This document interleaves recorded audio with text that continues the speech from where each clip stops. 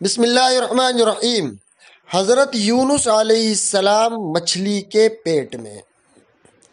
حضرت یونس علیہ السلام اپنی قوم سے ناراض ہو کر ان کے لیے عذاب الہی کی بد دعا کر کے بستی سے روانہ ہو گئے اور دریائے فرات کے کنارے پہنچ کر ایک کشتی پر سوار ہو گئے۔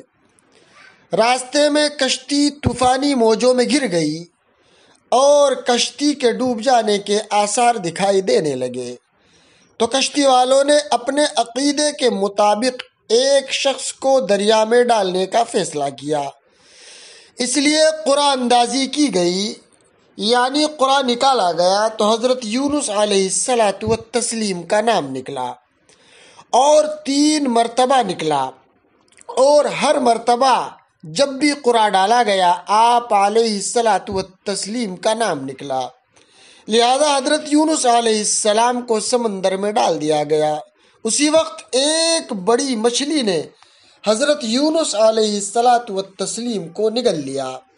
حضرت یونس علیہ السلام کو احساس ہوا کہ اللہ تعالیٰ کے حکم کا انتظار کیے بغیر ان کا بستی سے نکل جانا مناسب نہ تھا، لہذا انہوں نے مچھلی کے پیٹ میں ہی توبہ اور استغفار شروع کر دی اور کہنے لگے، پروردگار تیرے سوا کوئی معبود نہیں، تو پاک ہے، بے شک میں ہی گنہگار ہوں۔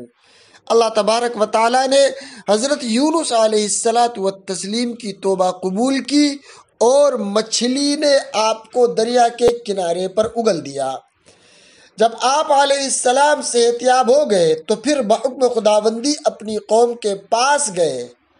قوم آپ کو دیکھ کر بہت خوش ہوئی اور آپ علیہ السلام کے ہاتھ پر اسلام قبول کر لیا۔